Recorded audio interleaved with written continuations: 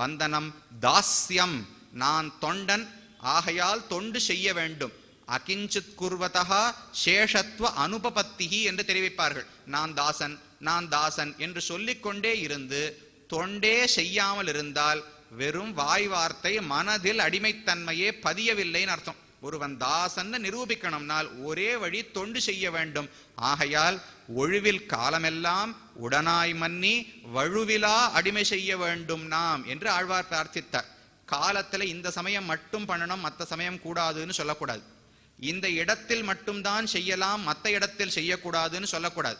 ஒழுவில் காலமெல்லாம் உடனாய் மன்னி, நீ எங்கு சென்றாலும் உன்னோடு நான் இருக்க வேண்டும், எல்லா காலங்களிலும் இருக்க வேண்டும். அதுவும் வழுவிலா அடிமை. நான் இந்த தொண்டு செய்தேன், நாளைக்கு வியாபாரத்தில் அந்த ஒரு 10,000 ரூபா 10 கோடி ரூபா வந்துருமோ இல்லையோன்னு கேட்கக்கூடாது. வழுவிலா அடிமை, குற்றமில்லாத அடிமை. அதாவது எந்த ஒரு எதிர்பார்ப்பும் இல்லாத தொண்டு செய்ய வேண்டும் என்று ஆழ்வார் பிரார்த்திக்கிறார். அது தாஸ்யம் என்பது. கடைசியாக சக்கியம், 8வது இருப்பது சக்கியம். இதுதான் கொஞ்சம் புரியாத விஷயம். சக்கியம்னால் எப்படி பகவானோட கைகுலிக்கு நண்பன்னு சொல்லிக்கிறதா? பகவானுக்கு இப்பதான் தொண்டன்னு பார்த்தோம், தாஸ்யம்னு சொல்லிவிட்டு அடுத்த நிமிஷம் சக்கியம் நட்புன்னு எப்படி சொல்ல முடியும்? ரெண்டும் ஒருத்தர்கிட்ட இருக்கு, அது இல்லையோ. பகவானுக்கு நான் தொண்டனாக இருந்தால் காலில் விழ வேண்டும், நண்பனாக இருந்தால் தோளோடு தோள் அணைத்துக் கொள்ள வேண்டும். ரெண்டையுமே ஒருத்தர் பண்ண முடியாது. அப்ப தாஸ்யத்தோடு இருக்க வேண்டுமா, சக்கியத்தோடு இருக்க வேண்டுமானால், சக்கியம் என்றால் நேர நாம் உலகத்துல பார்க்கிற நட்புன்னு அப்படி வச்சுக்க வேண்டாம். நண்பர்களுக்கு இருக்கும் பண்பு என்னவோ அதோடு இருக்க வேண்டும். நண்பர்களுக்கு என்ன பண்பு? உடுக்கை இழந்தவன் கைபோல் ஆங்கே இடுக்கண் களைவதாம் நட்பு. ஒருவனுக்கு வேஷ்டி அவிழ்கிறது, வஸ்திரம் அவிழ்ந்து விழுகிறது என்றால் அவனுடைய கை எவ்வளவு வேகமா வந்து அதை பிடிக்குமோ அதை போல் நண்பன் வந்து காக்க வேண்டும். அப்ப ஒருவனுக்கு துக்கம் ஏற்படுகிறது என்றால் அதில் பங்கு கொள்ள வேண்டும். அவனுக்கு சுகம் ஏற்படுகிறது என்றால் அதிலும் பங்கு கொள்ளலாம். வியசனேஷு மனுஷ்யானாம் பிருஷம் பவதி துக்கிதா உத்சவேஷு ச சர்வேஷு பிதேவ பரிதுஷ்யதி என்று வால்மீகி ராமனை பற்றி தெரிவிக்கிறார். அயோத்தியில எத்தனை மக்கள் இருந்திருப்பார்கள். யாருடைய வீட்டிலாவது ஏதாவது ஒரு துக்கம் நேர்ந்தால் அந்த வீட்டில் இருந்த தாய் எவ்வளவு வருத்தப்படுவாளோ அதைவிட அதிகமாக ராமன் வருத்தப்படுவாராம். மனுஷ்யானாம் வியசனேஷு, அவர்கள் ஒரு கஷ்டம் நேர்ந்தால் தான் அவர்களுக்கு முன்னால் கஷ்டப்படுகிறார்.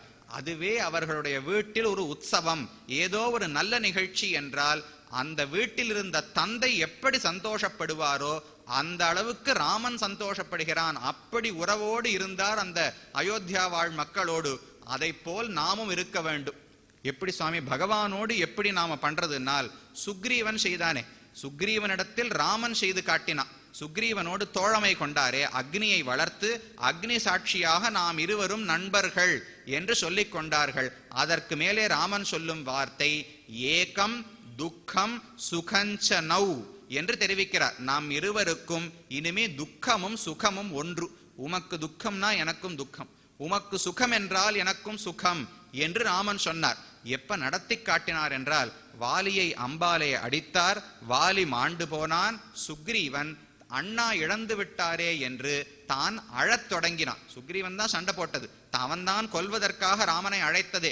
என்னதான் இருந்தாலும் பாசம் இருக்குமோ இல்லையோ. ஆகையால் வாலி மாண்டவுடன் சுக்ரீவன் அழத் தொடங்கினான். அதை பார்த்தவுடன் ராமனுக்கு அவருக்கு கண்ணில் தண்ணீர் வந்துதான்.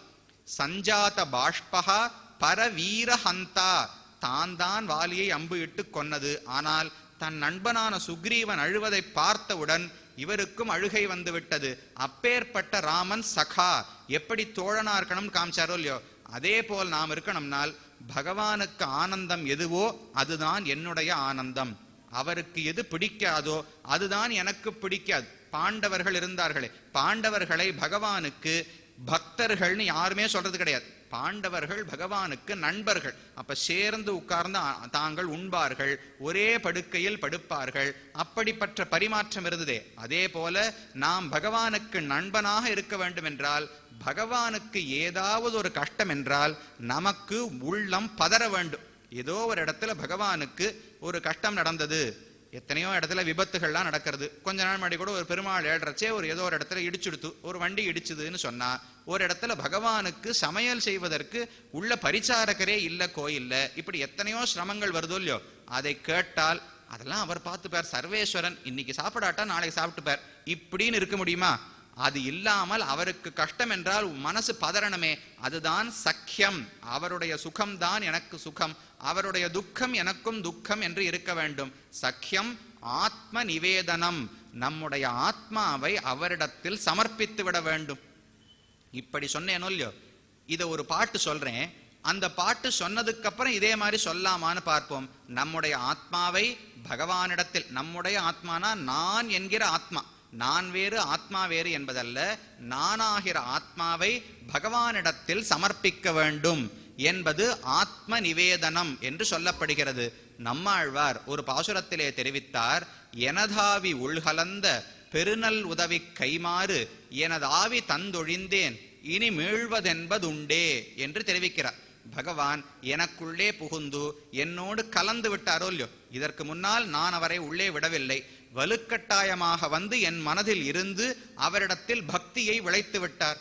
எனது ஆவி உள் கலந்த பெரு நல் உதவி, பகவான் எனக்கு செய்த உதவி அது, அதுக்கு நான் ஏதாவது கைமாறு செய்யணுமோ இல்லையோ, என்ன கைமாறு செய்யலான்னு பார்த்தேன். சரி, இந்த ஆத்மாவையே அவருக்கு கொடுத்து விடுவோம் என்று எனது ஆவி தந்தொழிந்தேன், இந்த ஆத்மாவை, என்னுடைய ஆத்மாவை அவருக்கே சமர்ப்பித்து விட்டேன் என்று ஆழ்வார் சொன்னார்.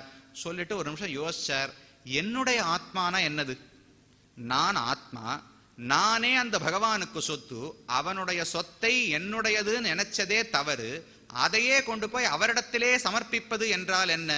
எனதாவி ஆவியும் நீ பொழிலேழும் உண்டையந்தாய் எனதாவி யார் யானார் தந்த நீ கொண்டாக்கினையே. நான் என்பது யாரு? எனதாவி என்பது யார்? இதெல்லாம் கொடுத்ததே நீதானே. அப்ப நீயே என்னை உண்டாக்கினாய், நீயே என்னை எடுத்துக்கொண்டாய், இதுல நான் கொடுத்தேன் என்று சொல்வதற்கு ஒன்றுமே இல்லை.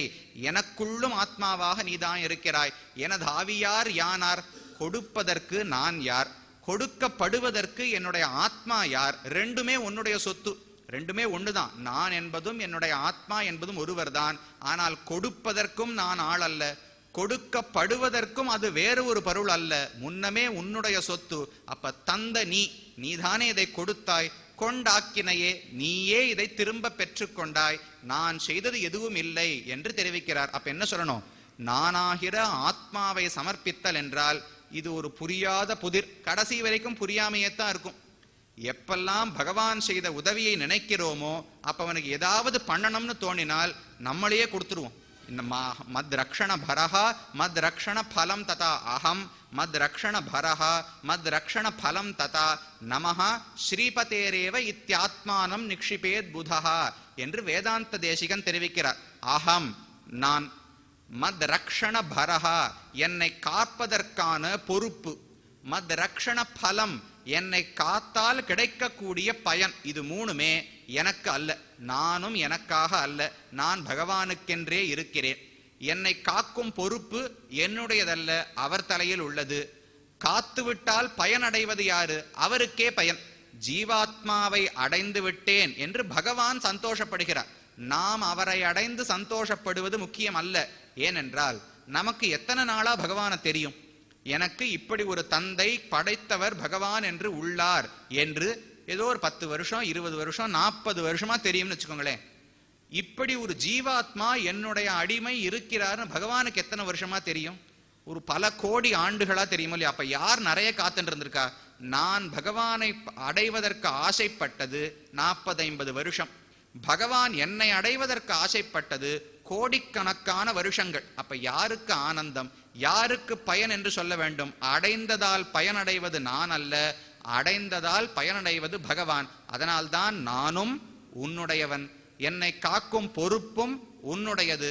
காத்ததனால் வந்த பயன் ஆனந்தம் இருக்குமே. இந்த ஜீவாத்மா மோட்சத்தை அடைந்து விட்டார், இனி சேர்ந்து பிள்ளையும் தந்தையும் சேர்ந்து இருக்க போகிறோம் என்கிற ஆனந்தம் பிள்ளைக்கு அல்ல, தந்தைக்கு தான் என்று தெரிவிக்கிறார். மத்ரக்ஷண பலம் ததா ந மகா, இது எதுவுமே எனக்கு அல்ல, உனக்கே நான் சமர்ப்பிக்கிறேன் என்று தெரிவிக்கிறார். ஆக நாம் என்ன செய்வதுன்னு தோணினால் ஆத்மாவை கொடுக்கணும்னு தோணும். உடனே என்ன தோணும்? இது அவரது தானே, நான் யார் கொடுக்கறதுக்குன்னா? அப்ப எதுவுமே என்கிட்ட கொடுக்கறதுக்கு இல்லைன்னு தோணும். ஆழ்வார் சாதித்தார், கவலைப்படாதீங்கோ, இதே குழப்பத்துலதான் நான் இருக்கேன், இந்த குழப்பம் தீர்றதுக்குள்ள முக்தியே அடைந்துடுவேன். இது ரெண்டும் மாறி மாறித்தான் வரும். இதே போலனால் 2 விஷயங்கள். பகவான் கண்டிப்பாக மோட்சம் கொடுப்பார் அப்படின்னு நம்பிக்கை இருக்கும் இல்லையோ, நம்பிக்கை இருந்தால்தான் கிடைக்கும். அப்ப ஒரு புறம் நம்பிக்கை இருக்க வேண்டும், மற்றொரு புறம் கிடைக்குமோ இல்லையோ, எப்ப கிடைக்கும் என்ன பண்ணுவோங்கிற ஒரு துடிப்பு இருக்க வேண்டும். துடிப்பு இருந்தால்தான் அதை அடைவதில் ஆசை உள்ளதுங்கிறதே சித்தமாகும். ஆசை இல்லாவிட்டால் துடிப்பே வராது. அப்ப ரெண்டுமே இருக்க போறது நமக்கு. அடையணும் அடையணும் அடையணும்ங்கிற துடிப்பும் இருக்கும், கண்டிப்பா கொடுப்பார் கண்டிப்பா கொடுக்கார நம்பிக்கை இருக்கணும். அப்ப என்ன பண்றது? ஆண்டாள் திருப்பாவையில் பிள்ளைகளை எல்லாம் எழுப்புகிறாளோ இல்லையோ, தான் விழித்து கொண்டிருக்கிறாள், சில கோபிகைகள் உறங்கிக் கொண்டிருக்கிறார்கள், தான் சென்று கோபிகைகளை எழுப்புகிறாளே. அப்ப என்ன, ஆண்டாளுக்கு பக்தி அதிகம், தூங்க முடியவில்லை, அவர்களுக்கு பக்தி குறைவு, தூங்கிவிட்டார்கள் அர்த்தமான? அப்படி கிடையாது. சிலர் பகவானுடைய குணங்களை நினைந்து மயக்கமாக விழுந்து விட்டார்கள், சிலர் பகவானுடைய குணங்களை நினைத்து ஐயோ சீக்கிரம் அவரை அடையணுமேனு தூங்க முடியாமல் தவிக்கிறார்கள். ரெண்டு பேருக்குமே பக்தி தான். பக்தி சிலரை தூங்க விடாமல் செய்யும், சிலரை மயக்கமாக சாயச் செய்யும். அதை போல்தான் இந்த இடத்திலும் வைத்துக் கொள்ள வேண்டும். ஆக கடைசியாக சொன்னது ஆத்ம நிவேதனம். இப்படி 9 வகை. இதி பும்சார்பிதா விஷ்ணு பக்திச்சேன் நவலக்ஷணா. 9 அறிகுறிகளை கொண்டது இந்த பக்தி என்பது. இதெல்லாம் வளர வளர பகவானிடத்தில் பக்தி முதிர்ச்சி அடைகிறது என்று பொருள். இதை வளர்ந்து கொண்டே இருந்தால் நமக்கு என்ன தோணும்? கஷ்டமா இருக்கே ரொம்ப, ஒன்னொன்னு நிறைய பண்ணணுமோனால் அதற்காகத்தான் உடனே அடுத்து தெளிவிக்கிறார் பகவான். நான் ஸ்வாராத்யன், மிக எளிமையாக எனக்கு பூஜை செய்யலாம், கஷ்டமான பூஜையே கிடையாது. பத்திரம் புஷ்பம் பலம் தோயம் யோமே பக்தியா பிரயச்சதி ததகம் பக்தியுபகிருதம் அஸ்னாமி பிரயதாத்மனஹா. அர்ஜுனா, கஷ்டப்பட்டு எனக்கு ஏதோ விலை உயர்ந்த பொருட்களைத்தான் சமர்ப்பிக்க வேண்டும் என்பதல்ல. பத்திரம், ஏதோ ஒரு தரையில் கிடைந்த இலை, அதை பறித்து சமர்ப்பிக்கலாம். புஷ்பம், சாதாரண புஷ்பம், தாமரை பூவை கேட்கவில்லை, சாதாரண புஷ்பத்தை கொடுக்கலாம். பலம், மாம்பழம்தான் வேண்டும் என்பதல்ல, வாழைப்பழத்தையும் கொடுக்கலாம். தோயம், தீர்த்தத்தை எடுத்தும் கொடுக்கலாம். இது எதை எனக்கு கொடுத்தாலும் அந்த பொருளினுடைய மதிப்பை நான் பார்ப்பதில்லை. அதை ஏற்றுக்கொள்ளும் பொழுது என்ன அன்போடு கொடுக்கப்படுகிறது என்றுதான் பார்க்கிறேன். ததகம் பக்தி உபகிருதம். அதுக்கு மேல ஒரு சாயம் பூசிருக்கு, அந்த சாயம் மட்டும்தான் என் கண்ணில் படும், அந்த சாயம்தான் பக்தி என்பது. அந்த பொருளினுடைய விலை ஒரு பொருட்டே அல்ல. மாம்பழத்தை இப்ப நாம பெருமாளை சேவிக்க போறோமோ இல்லையோ, 10 பேர் நிக்கிறோம்னு வச்சுக்கோங்களேன், அர்ச்சனைக்கு எல்லாரும் தட்டு கொடுப்பா. ஒருத்தர் 4 மாம்பழத்தை வாங்கிட்டு வந்து வச்சு தட்டு கொடுத்தார், நான் போறச்சே வாழைப்பழத்தை வாங்கிட்டு போய் வச்சு தட்டை கொடுத்தேன். அந்த அர்ச்சகர் வாங்கி கொண்டு சென்று அர்ச்சனை எல்லாம் செய்துவிட்டு திரும்ப தட்டை கொடுக்கிறார். கொடுக்கும் பொழுது மாம்பழத்தை என்கிட்ட கொடுத்து வாழைப்பழத்தை அவர்கிட்ட கொடுத்துட்டார். கொடுத்தவர் நான் ஒண்ணுமே சொல்ல மாட்டேன், நான் கொடுத்தது வாழைப்பழம், கிடைச்சது மாம்பழம், எனக்கு ஒண்ணும் இல்லை.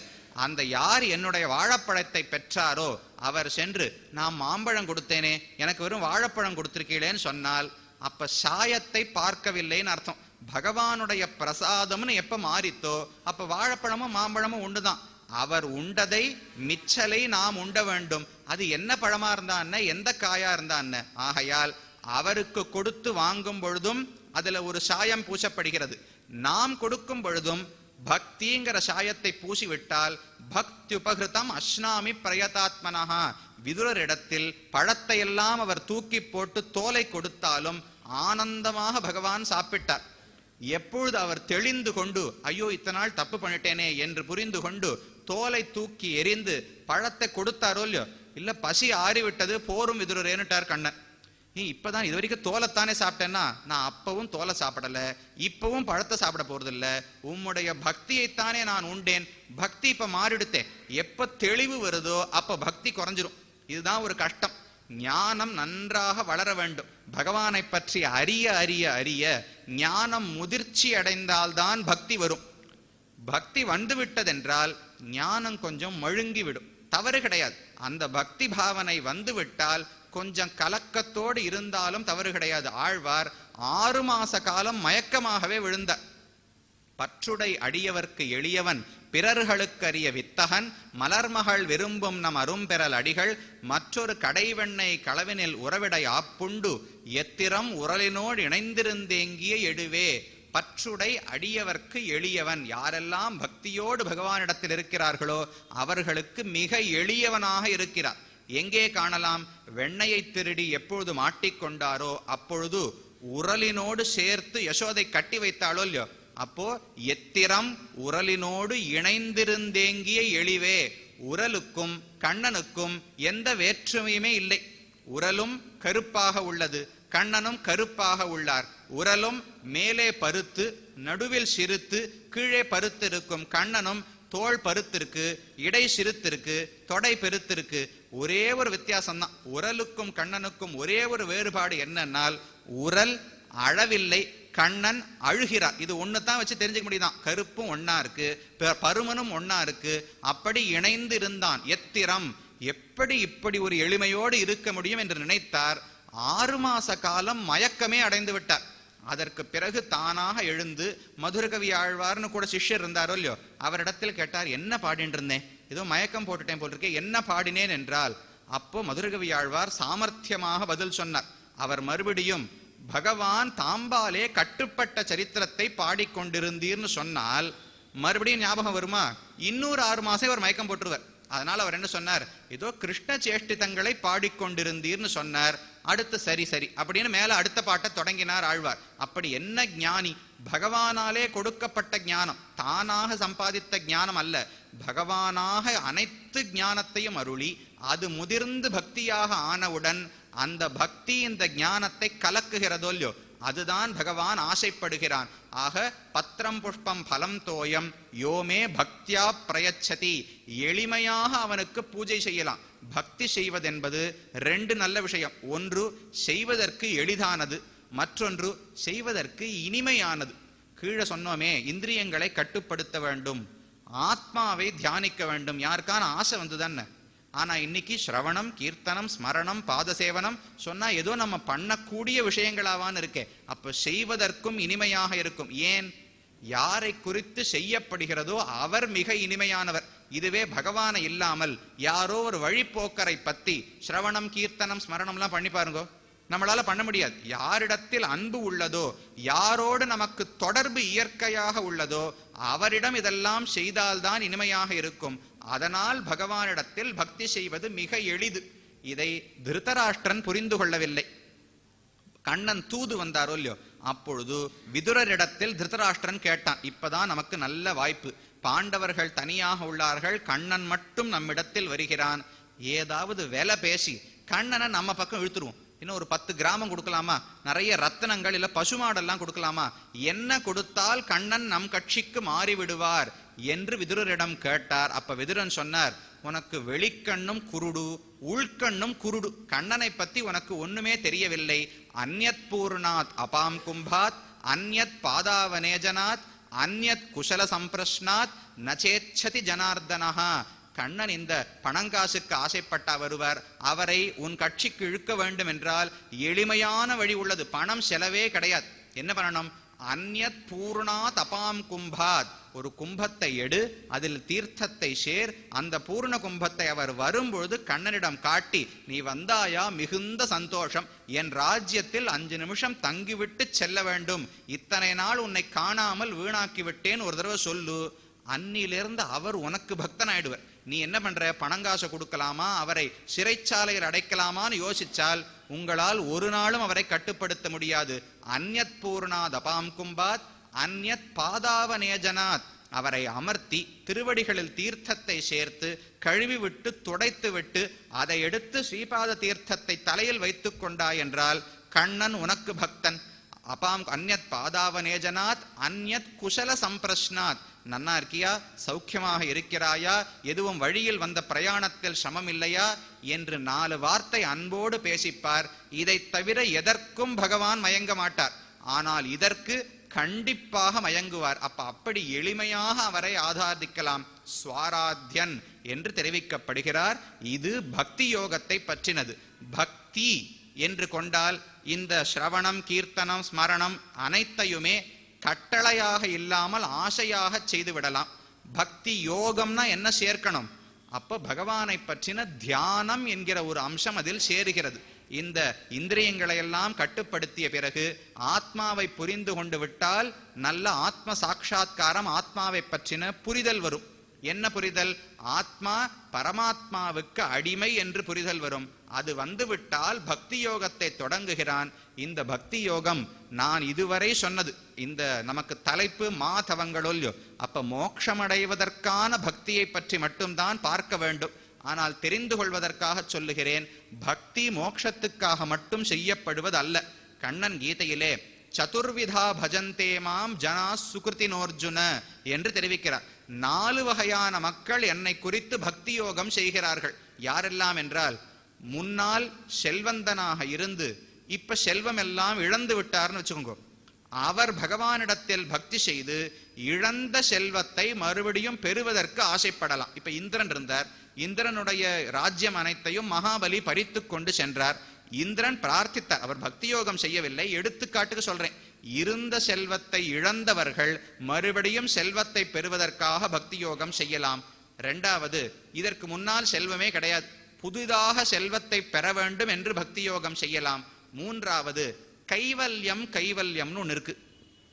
இந்த ஒரு கிரமத்துல வளர்ந்து கொண்டு வந்தாரோ இல்லையோ, கர்மயோகம், ஞான யோகம், ஆத்ம சாட்சா்காரம் வரைக்கும் வந்தாரே, அந்த ஆத்ம சாட்சா்காரத்தில் ஆத்மா மிக உயர்ந்தவர் என்று மட்டும் புரிந்து கொண்டு பரமாத்மாவுக்கு நான் அடிமை என்று புரிந்து கொள்ளாமல் போனால் என்ன ஆகும்? நாம கீழே பார்த்தது, ஆத்மாவை புரிந்து கொண்டார், பகவானுக்கு அடிமை என்று புரிந்து கொண்டார், அதனால் பக்தி யோகத்தை செய்து மோட்சமடைய ஆசைப்படுகிறார். இதை பார்த்தோம் இல்லையோ? ஆனால் அது இல்லாத ஒரு நிலைமையும் உண்டு. ஆத்மாவை உயர்ந்தவராக புரிந்து கொண்டு ஆனால் பகவானை அடைய வேண்டும் என்கிற ஆசை பிறக்காமலும் இருக்கலாம். அப்படிப்பட்டவனுக்கும் மோட்சம் உண்டு. என்ன பண்ணணும்னால், அதே பகவானிடத்தில் பக்தி யோகம் செய்து, உன்னை அடைய ஆசை இல்லை, நான் தனியாக ஆனந்தமாக இருக்க வேண்டும். கீழே பார்த்தோம், இந்த உடல் இருக்கும் வரை சுகமும் துக்கமும் மாறி மாறி வரத்தான் செய்யும். அப்ப மோட்சம்னா என்ன? இந்த உடலை துறந்து இந்த சம்சாரத்திலிருந்து வெளியே செல்ல வேண்டும். மோட்சம் என்கிற சொல்லுக்கு அவ்வளவுதான் அர்த்தம். அந்த மோட்சம் 2 வகைப்பட்டது. ஒண்ணு, இந்த உலகத்தை தாண்டிட்டோமோ இல்லையோ, தாண்டி விட்டு பகவானுடைய ஸ்ரீவைகுண்டம் என்கிற ஒரு இடத்துக்குள் சென்று அவரோடு சேர்ந்து அனுபவித்து கைங்கரியம் செய்வது ஒரு முறை. மற்றொரு வகை என்னவென்றால், இந்த உலகத்தை தாண்டி விட்டேன், ஆனால் வைகுண்டத்துக்கு பகவானிடம் செல்வதற்கு விருப்பம் இல்லை. அப்ப இந்த ஆத்மா தான் தனியாக இருந்து தானே தன்னையே அனுபவித்துக் கொண்டிருப்பார். ஆத்மாவே சுக வடிவமானவர்னு பார்த்தோம் இல்லையோ? இந்த உலக ஆனந்தத்தை விட ஆத்மா தன்னையே அனுபவித்து வர ஆனந்தம் மிக உயர்ந்தது. அப்ப அதில் ஆசை கொள்கிறார்கள் சிலர். அந்த மோட்சத்துக்கு தான் கைவல்யம். கேவலன் என்றால் தனி என்று பொருள். இந்த ஆத்மா சம்சாரத்திலும் சேராமல் பகவானோடும் சேராமல் தான் தனியாக இருந்து தானே தன்னை அனுபவித்துக் கொண்டிருக்கிறாரே, அதற்கு கைவல்ய மோட்சம் என்று பெயர். அதையும் இந்த பக்தி யோகத்தால் அடையலாம். பகவானை அடைவது இருக்கவே இருக்கு, அதையும் அடையலாம். அப்ப 4 வகை. ஆர்த்தா, ஜிக்ஞாசுகு, அர்த்தார்த்தி, ஞானி என்று தெரிவிக்கிறார். ஆர்த்தன் என்றால் இழந்த செல்வத்தை பெற ஆசைப்படுபவன். அர்த்தார்த்தி என்றால் புதிதாக செல்வத்தை பெற ஆசைப்படுபவர். அதற்கு மேலே ஜிக்ஞாசுகு என்றால் ஆத்மா தனியாக இருந்து உடல் முதலான எந்த உபாதைகளும் இல்லாமல் தனியாக ஆனந்தமாக இருக்க வேண்டும் என்று ஆசைப்பட்டால் அவனுக்கு ஜிக்ஞாசு, கைவல்ய மோட்சத்தை ஆசைப்படுபவன் என்று பொருள். கடைசியாக பகவானையே அடைய ஆசைப்படுபவனுக்கு ஞானி என்று பகவான் பெயரை கொடுக்கிறார். அந்த ஞானிதான் எனக்கு மிகவும் பிடித்தவன் என்று கீதையிலே கொண்டாடுகிறார். எனக்கு உயிர் போன்றவன் அந்த ஞானி. பொதுவா நாம தானே சொல்லுவோம், பகவான் தான் எனக்கு உயிர், அவரை காணாவிட்டால் உயிரே தரிக்க முடியாதுன்னு சொல்லுவோமே. பகவானுக்கு யார் உயிர் என்றால் இந்த பக்தர்கள் தான் உயிர். பக்தர்களை விட்டு பிரிந்தால் அவரால் தாங்கவே முடியாது. க்ஷணேபித்தே யத் விரஹா அதி துஸ்ஸஹா என்று ஆளவந்தார் தெரிவிக்கிறார். பக்தனை விட்டு பிரிந்தால் ஒரு நொடி, ஒரு ஊழிக்காலம் போல பகவானுக்கு நீண்டதாக தோன்றுமாம். அப்பேற்பட்ட பக்தியோக நிஷ்டர்கள், அவர்களில் ஒருவன்தான் மகனான பிரஹ்லாதன். அவன் காட்டிக் கொடுத்தான் 9 வகையான பக்திகளை. பக்தியின் வகைகள் என்று சொல்வதை தவிர பக்திக்கு 9 வகையான வடிகால்கள். என்கிட்ட அன்பு இருக்கு, அதை வெளிப்படுத்துவதற்கான வழிகள் இவை, பக்தி வளர்ந்ததற்கான அறிகுறிகள், லட்சணங்கள் இவை என்று சாஸ்திரத்தில் தெரிவிக்கிறார்கள். அப்ப முதலிலே மாயோன் செய்த தவம், சிருஷ்டியை செய்து உடலை கொடுத்து சாஸ்திரங்களை கொடுத்து நம்மை தயார் செய்து வைத்தாரே, அது அவருடைய தவம். அடுத்தது கர்மயோகம், மனது சுத்தமாவதற்காக நாம் செய்ய வேண்டியது. அடுத்து ஞான யோகம் இந்திரியங்களை கட்டுப்படுத்தி ஆத்மாவினிடம் திருப்பி நான் யார் என்று உண்மையாக புரிந்து கொள்வதற்கு, அதற்கு மேலே பக்தி யோகம் பகவானிடத்தில் அன்போடு தியானம் செய்து அவரை அடைவதற்கே பிரார்த்தித்து பெற வேண்டும். மேலே அடுத்து நாம் பார்க்க வேண்டியது சரணாகதி என்கிற ஒரு தத்துவத்தை பற்றி. அது நாளைக்கு. மாறனின் தவம். மாறன் என்றால் காரி மாறனான சுவாமி நம்மாழ்வார். அவர் ஆழ்வார்கள் அனைவருமே பக்தி யோகத்தை பற்றினவர்கள் அல்லர். ரிஷிகள் எல்லாம் பக்தி யோகம் வரையில் வந்தார்கள். பிரஹ்லாதன் பக்தி யோகம், ஜடபரதர் பக்தி யோகம், முன்னால் இருந்த வியாசரோ வசிஷ்டரோ அனைவரும் பக்தி யோகத்தை பற்றினவர்கள். அதற்கு மேலே ஆழ்வார்கள் செய்த பெரிய புரட்சி, இனி கலியுகத்தில் பக்தி யோகம் எடுபடாது, இவர்களுக்கு இதை செய்வதற்கான சக்தி இல்லை என்று புரிந்து கொண்டு நமக்கு ஏற்றதான சரணாகதியை எடுத்து வெளிப்படுத்தினார்கள். அது என்ன? பக்தி யாருக்கு, சரணாகதி யாருக்கு, நாம் எதை செய்ய வேண்டும், சரணாகதியினுடைய தத்துவம் என்ன, எப்படி அதை செய்ய வேண்டும் என்பதையெல்லாம் நாளைய தினம் அனுபவிக்கலாம். தற்போது அமைகிறேன்.